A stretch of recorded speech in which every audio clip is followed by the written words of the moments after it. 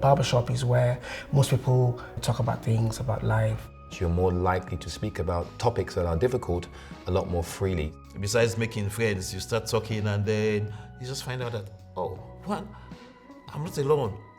The way I see it is our barber is like our therapy session where we talk about our problem and he helps us and we feel better at the end.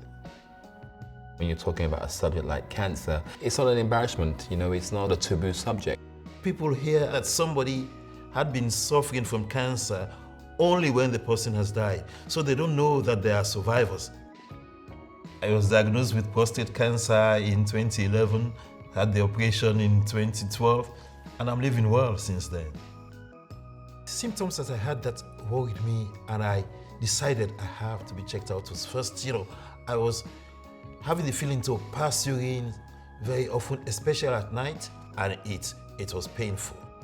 Fortunately, since it was detected early, it was found out that it was localized, meaning that it was only in the prostate and has not spread. It is most likely for black men 45 years of age and above to have prostate cancer. There are some people who don't have these symptoms but yet could have prostate cancer. So the key to my success was the early detection. Prostate cancer, particularly in black men, it's a big issue. If you are scared or embarrassed to check your body out, don't be embarrassed.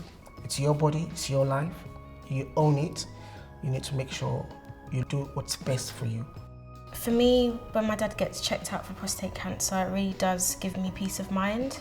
Just as women have to undergo screening for, for example, mammograms or cervical cancer, that we take our part to take care of our bodies, just kind of encouraging that men should also take their part and take care of their bodies too. Anne-Marie said to me, Dad, are you aware there's a profile study? It's a study finding out the incidence of prostate cancer amongst black and Caribbean men.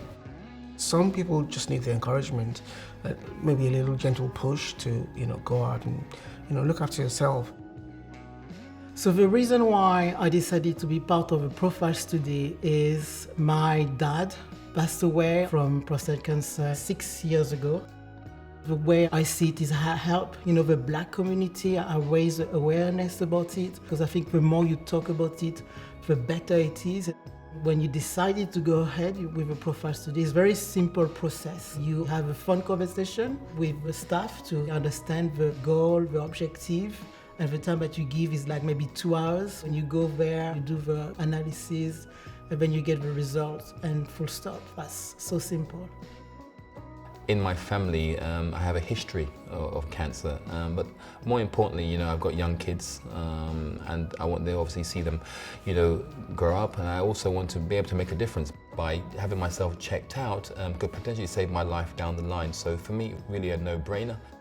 Over the last few years, I've been going through various blood tests to check my PSA levels, and thankfully everything is fine. And it's an ongoing situation right now, and I'm very happy and proud to be part of this study.